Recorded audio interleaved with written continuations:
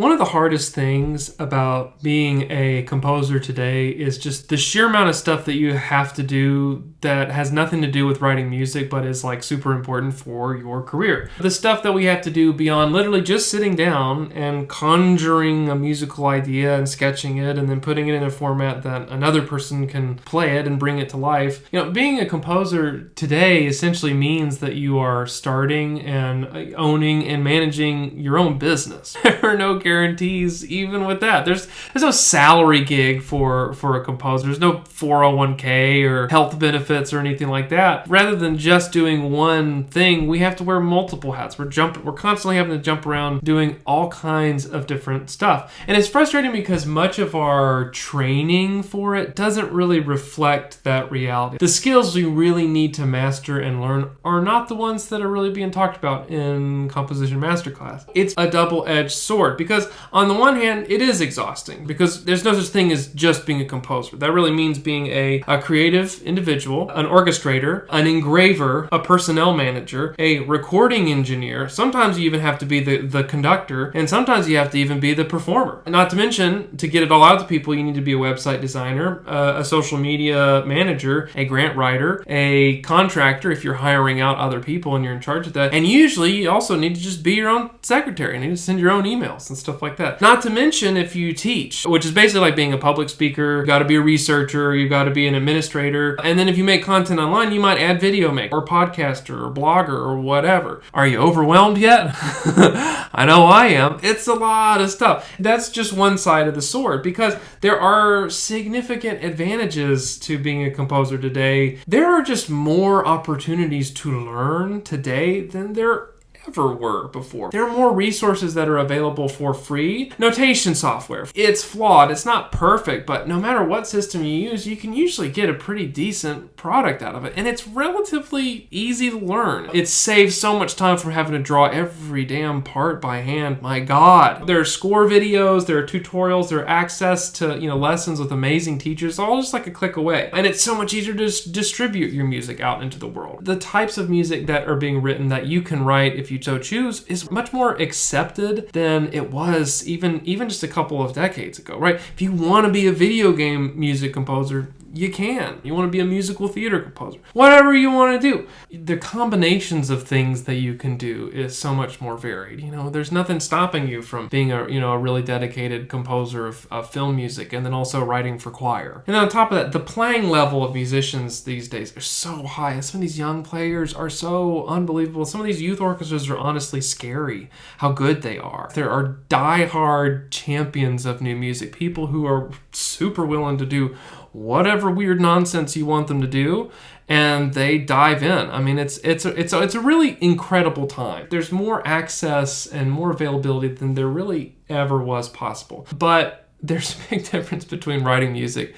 and being a composer, and I wish being a composer didn't take away so much time from writing music. The good stuff is overwhelming too. There are so many routes that you can take, and which one are you going to pick? And so you may find yourself asking some of these impossible questions, which is, how do I juggle it all? How do I prioritize? How do I choose wisely what to do with my time? And there is no easy answer. There's no one size fits all. Everyone is going to come, into their career completely differently and unexpectedly than the next person. We're all on a different path. We're all on a different journey. What I'm going to try and do here is offer a way forward, a way of simplifying the thought process so that we can find some clarity. So my name is David Vess. I'm a composer, and this is a video about how to juggle all of the composer things. I want to be clear. This is something that I struggle with too. I don't want to make the appearance that this is how you do it, and it's not like I've got it all figured out. I don't. I'm very much growing and learning and on my journey just the same as you are.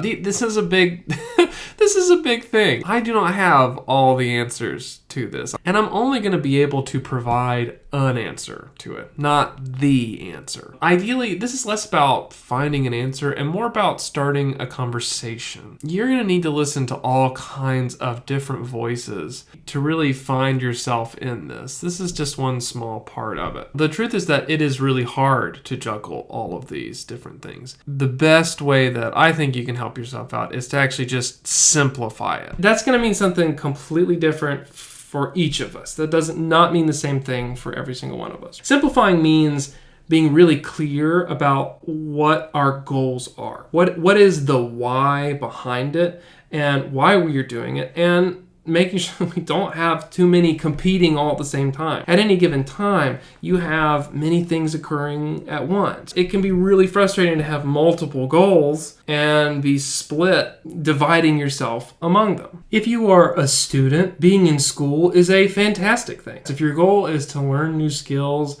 and master things that you really care about, if it's to meet people, then you are very much in the right place. But it's easy to have this going on and then have other priorities start to come up. Let's say if you're a composer, writing music consistently, well, that takes time. It takes daily time and daily effort. And that may start to conflict with some of the obligations that you have for school. And then let's say you're trying to do something new. Let's say you're a classical composer and you're interested in learning about film music. Well, then you might want to spend some time learning how to use a DAW, whatever particular skill that you're working on. So then you've got all these different things that are swirling around. This can get even further compounded from like, what if you're someone who needs to work while you're in school and you've got going on? So you have to spend like your weekend at Starbucks or Trader Joe's or whatever. And then what if you're applying to school? Do you see what I mean? Really important, essential things all come up at the same time, and it's really hard to say, which one do I put my weight behind? How do I juggle it all? So first, one of the ways that I help sort my priorities is what's called the 5-25 rule. Essentially, you have 30 things. You list 30 things that you want to do. It doesn't have to be 30, it's just, that's the example. Out of those 30 things that you want to do, all these different dreams, things that you want to accomplish, you pick the 5 that are the most important to you, and you're only going to focus on those 5. One of the biggest problems, especially if you're a dreamer type, if you're someone who's like, oh, I've got a lot of ideas, and I want to do this thing, and I want to write this thing, and you end up spending so much time just bouncing around. You don't actually really progress in anything. I used to be like that all the time. I remember when I was first starting out, I had this crazy goal of like, I'm going to play every instrument. And I'd go home after school and I'd be like, I'm going to practice the snare drum, and I'm going to practice the flute, and I'm going to practice the saxophone. I never really got that great. I was okay at many of them, but not great at any of them. You want to be able to move beyond a state of constant beginnings. So that's why you pick 5, and you don't do the other things. You don't do the other ideas until you knock out the first few, because in splitting yourself up, you're actually taking away from the time that you're trying to build on the goal that you want to serve, the goal that you want to accomplish, right? I can't do 5 things at once. I mentally cannot do it. If I walk in and I have a day where there are 5 completely different things that I need to do, I really struggle with that. I can really be productive and really focused and do a lot when I have like 2. I don't do the world any favors by pretending I can do more than what I actually can do. So for example, like right now, as of the making of this video, I am a doctoral student. Being at my school is really important, and it has a ton of different duties that come with that, but mentally it's all going towards that DMA, right? So that's my first priority, right? Is it the number one thing that I want to do with my life is work on the DMA? No, but it is the thing that has a very clear end date, and it's something that's really important to me. Like, I care about it. I am enjoying it, doing it, and I'm also looking forward to it being done. Well, my second priority is writing music, right? That's the whole reason that I'm there, right? But I understand that it's not more important at this particular time than being in school, because I can only be in school this time, right? This is the only time that you get to do that. Whereas I will have even more time to write later on. My third thing is like making videos. This is my like new fun thing. I'm really enjoying it. I do that maybe once a week, but the others, I'm definitely engaging with them every day. And everything that I do in some way or another is funneled through those ideas. Now keep in mind, that's me right now. In the future, I don't know what my priority. I mean, it's not gonna be being in the DMA, all right, because I'll be done. I had different priorities when I was teaching at Bridgewater before I started doing my doctorate, and that's gonna be the same for you. Your goals aren't gonna be. It's not like you have them set in stone and then like you will do this for 30 years. No, you want to evaluate it every year checking in on, hey, this is something that I care about, or actually, you know what? I've been doing this for a minute and it's actually not that important. And that is okay. So have your big goals clearly in mind. And remember, the most important distinction is that they need to be something that you actually have control over. Winning a Grammy is not something that I can control. It's not a great goal, right? It's not a bad thing to want, but you can't actively do it on your own. You have no real control over that. A group of people decides that. Graduating from school is 100% in your control. You have a choice in that. And writing music every day is something that you can control, but you can't control having a bunch of freelance clients all the time. Getting monetized on YouTube, right? There's a certain degree of that you cannot control, but you can control making a video every week. Once you have that, it's going to come down to looking at the individual day. What has to happen today? What needs to happen today is priority number one. You want to make sure that the things that you are doing are in some way connected to your larger goal. It's hard to do things when you can't see the why behind it, right? Or why it is important. If it's doing something that isn't incredibly fulfilling, if you know it is connected to your larger goal, that makes it a little easier to go down. Part of what needs to happen today is setting yourself up for success tomorrow. Taking a little time today, just 15 minutes of doing something that sets you up and helps you tomorrow. That is essential. That is one of the best habits you can give yourself. Don't skip it. Part of choosing to set yourself up for success tomorrow means choosing to engage with your larger long-term goal. If you want to be a composer, do you absolutely have to write music today? And the answer is probably not, right? You don't absolutely have to. Things will probably be okay. But if your goal is to be a composer and to be someone who writes music and at a professional level, not doing that is actively choosing to not walk towards that goal. If you want to achieve that long-term goal, well, then you do need to write today. It does need to be something that absolutely has to happen today. And that needs to be a decision for you. That needs to be something that you choose. And that also doesn't mean that you need to I've got to write for 3 hours, or if I don't, I'm a failure, or whatever nonsense you might tell yourself. I know I used to do that. If I didn't write more than 3, then if you have 30 minutes, if you have 15 minutes, whatever it is. But the act of showing up and engaging with it every day, yeah, that's a really great habit. That's a really important thing to do. Honoring that choice is key. It will be so much easier to be invested in what you're doing if you can understand how it is directly connected to your larger goal. Let's say you want to learn more about electronic music. You might view learning this new skill as something being very different than your previously established writing habit. You have to learn whatever software that it is that you're doing, and there's definitely different stuff than what you normally do. However, you could make your next composition project be an electronic piece. It's a way of forcing yourself to engage with the new thing that you want to do, the habit that you already have, and incorporating some new things. This is what I mean by stacking them together. Maybe you take one element at a time. This piece I'm going to explore this topic. This piece I'm going to explore that topic.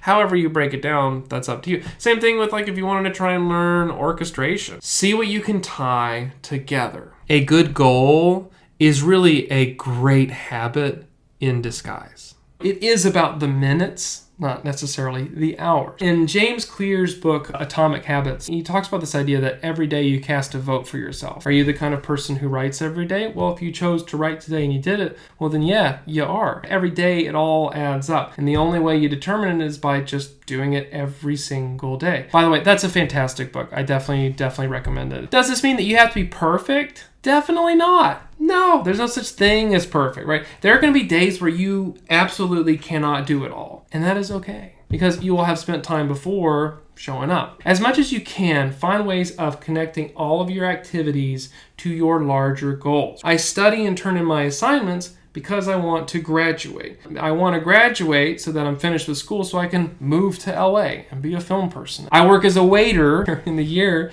because I need money to pay for this festival that I want to go to, because I want to become better at film music or conducting, whatever. And remember, it is okay to have bumps in the road. To sum up this way of cutting the fat, right, is you want to take the time to write down your biggest goals and aspirations, right? You're just going to make it. Anything that's on your mind right now, oh, I want to do this project. I want to write this music. Whatever it is, I want to start a nonprofit. Compile that list. Bring it all together. All need to be things that you have a level of control over. You have no control over winning a Pulitzer Prize, but you can choose to write music every day. You're going to go through and you're going to pick a small number of them to focus on. 5 or less. I usually can only do 2 or 3. Remember that the goals that you prioritize first, they need to come first. And when you start working on something that is outside of that, you're taking away your focus from the important one. This slows down the process and makes you harder to actually achieve all the things that you're trying to do. As each day comes, you need to take care of what needs to be done that day and take a small amount of time to set yourself up for success tomorrow.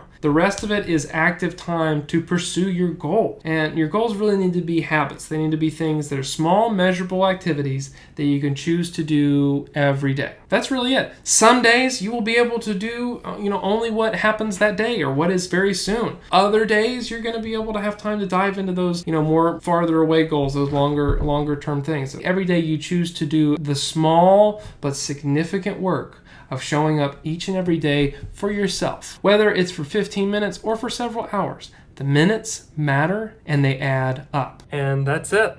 The trick is just picking a couple of things that are really important, narrowing it down, and being really focused, and most importantly, being really consistent and showing up day after day. And that's it. That's all you got to do. Thank you so much for watching. I really appreciate it. How do you guys deal with this challenge? How do you guys deal with it? When there's so many things that you have to think about, how do you prioritize? I'm really curious about it. Leave me a comment. I read every single one. I wish you all the best. Thanks so much. Cheers.